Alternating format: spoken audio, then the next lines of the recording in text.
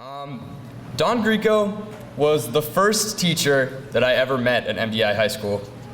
To be honest, on incoming freshman night, I was pretty freaked out. He seemed pretty crazy to a closed-minded middle schooler. But after getting to know him better, I realized what an incredible person he was and continues to be. In 2002, he created a free body sculpting class for teachers.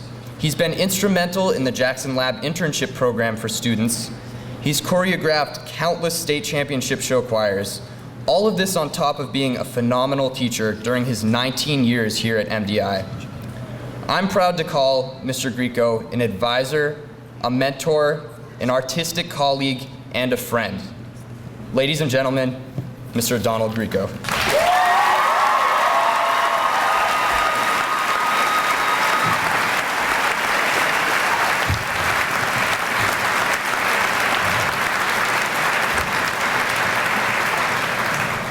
Good afternoon and welcome to all of you. Before I get started, I need to have a disclaimer here because Sean gave a speech to the student body on Thursday, and I sat there and listened to the speech, and as he was giving it, it was my speech. I mean, not only was the theme the same, but there were examples that are the same, and it was just absolutely phenomenal. I don't know if you know Carl Jung's idea of synchronicity, when two kind of ideas merge at the same time, that it's meant to be. Some of you are going to hear the speech for the second time. Sorry, guys. But I can say, Sean, you're probably a man far beyond his years in wisdom, or I'm still in my adolescence. So, anyway. We've all gathered here in this crowded and warm gymnasium to honor the graduates of 2014 of this amazing school. They've successfully completed all of their high school requirements. You guys are the reasons that we're here, and as well as this conglomeration of humanity. I'm honored and humbled to have been chosen to speak in this event, but please keep in mind that my primary mode of communication is movement and dance. All right. I would like to take you guys back to the 9th grade, just like Sean did. When you entered this building, and I remember meeting my little advisees. They were so sweet and gentle, and I was really amazed, but there's been an incredible change since then. You remember what evolution is in biology? Change over time? Boy, did I witness that. When I got to know my advisees, they proved to be a real challenge for me. So much unbridled energy, I couldn't contain them. Do you remember that? I called you the hellions of chaos. Our advisory period would be filled with girls screaming, mock wrestling, and when I looked up at the ceiling, it was decorated with sharp pencils dangling like stalactites. It was so bad that I had to call in the big guns, Pam Bush. Vice principal at the time. I wanted her to talk to these unruly kids. I finally decided to set up my flip camera, unbeknownst to them, and to video them in action. I mean, I wanted them to see exactly how they were acting. I never did show it to them back then, but I did show it to them about a month ago. Their comments were mostly about the physical changes they could see in each other's bodies, mainly because of puberty. But what I could see was this incredible shift to mature, sensitive, and loving young men and women. Their change over time was really quite astounding. And I've seen this happen here at the school about 19 times now.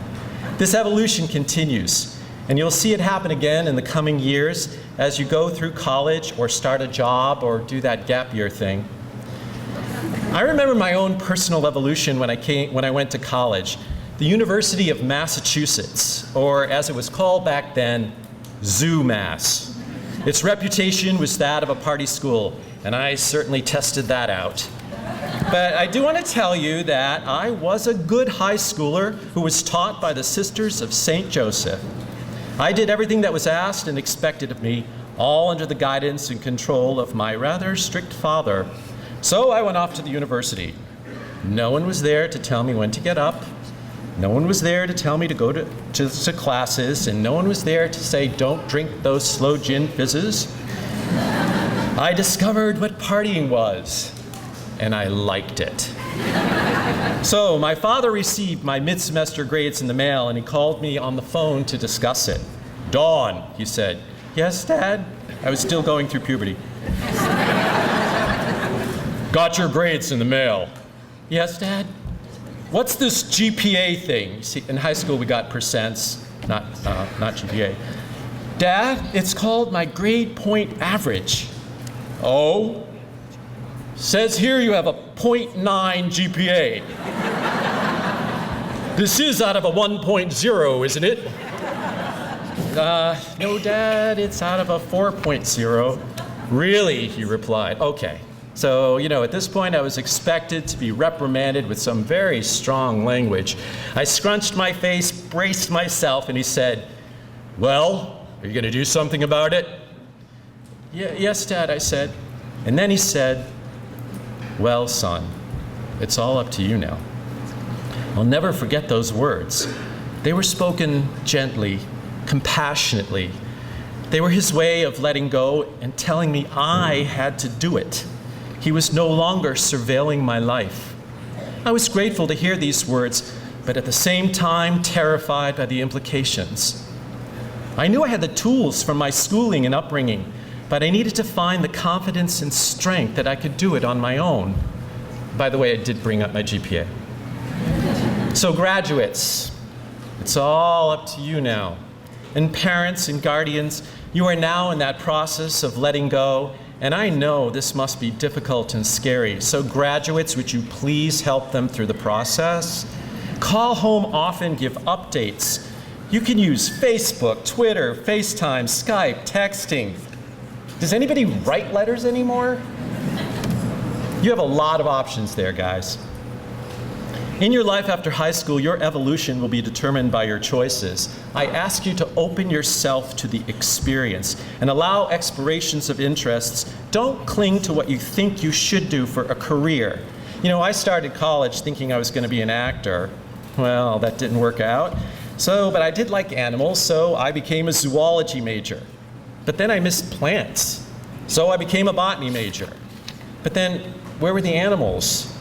Well, in the end, I simply became a wildlife biology major.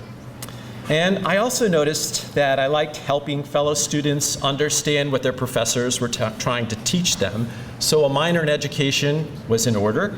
And then I found myself boogieing on the dance floor a lot on the weekends. So, you too may find yourself wandering from one interest to the next, but you'll settle on one in the end, and your career will evolve just like you. And who knows, maybe you could combine all of those interests, and I don't know, maybe you could be like a acting, dancing biology teacher. And don't think for 1 minute that you can't do something you love, because, okay, I have a story to tell you. About 20 years ago, I was doing a workshop at the Bates Dance Festival with a dance company called Axis Dance. It's an unusual company because it's comprised of enabled and disabled dancers, some in wheelchairs, some in braces with crutches, others fully able. They're amazing in performance. But back to the story. So, I was paired up with another student taking the workshop. She was a small, young, 20-year-old woman who had been in a wheelchair for most of her life. In our conversation, I asked her what she was studying in college. Her answer, "I'm going to be a dance teacher." I didn't know what to say. There was this clumsy, awkward moment of silence. The inconceivable was slammed right in front of me. And then a thoughtless question just blurted out to me. "But how?" She looked at me, smiled, and then she asked me a question. "What is dance?" she said. I don't quite remember my exact response. I think it had something to do with technique, choreography, moving through space, something like that. She looked at me again and smiled more. "No, go deeper," she said. "Deeper?" She saw I was struggling, and she came to my rescue with this answer.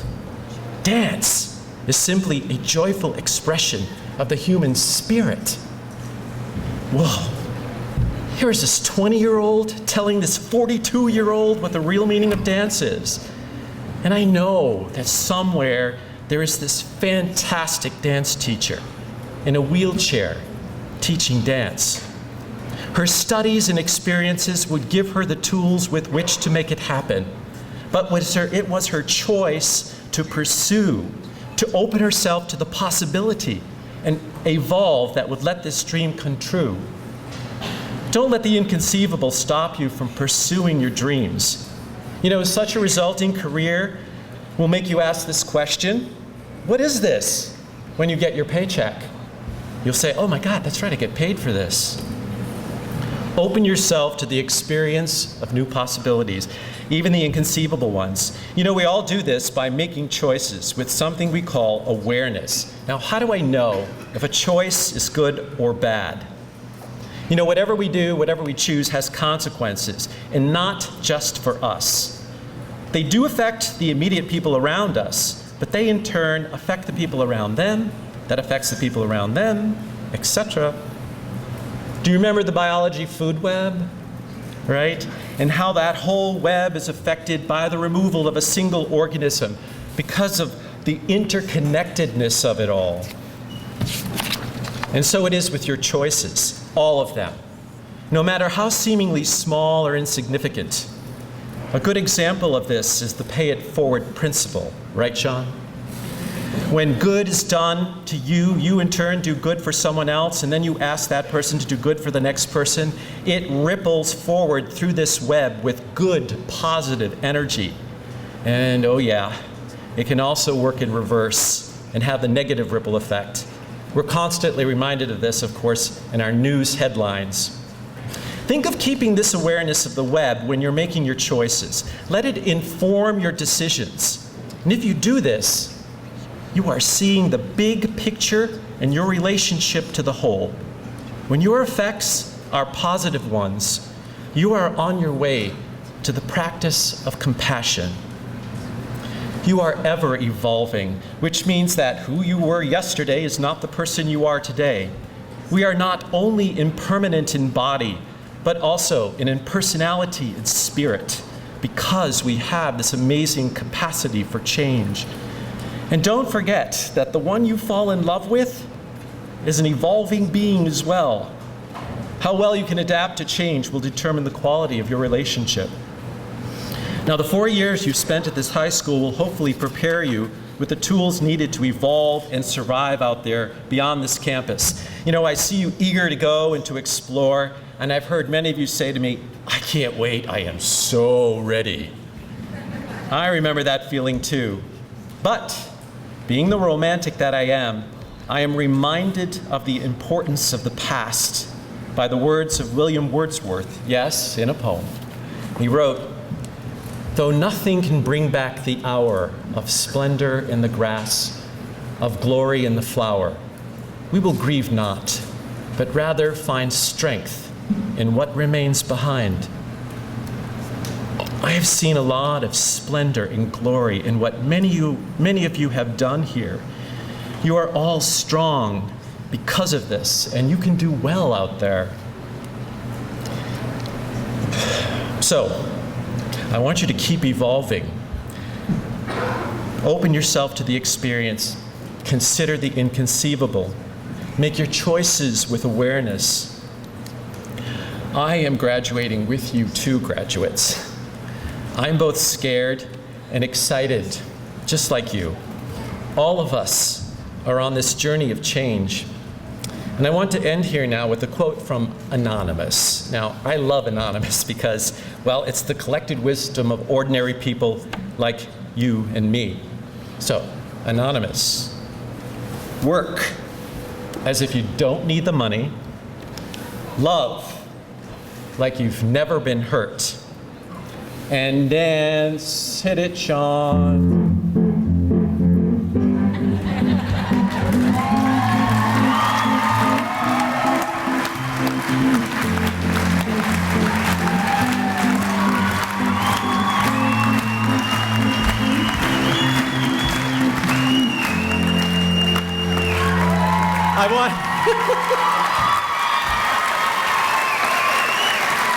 Oh, there's one more line from Anonymous. It says, and dance like nobody's watching.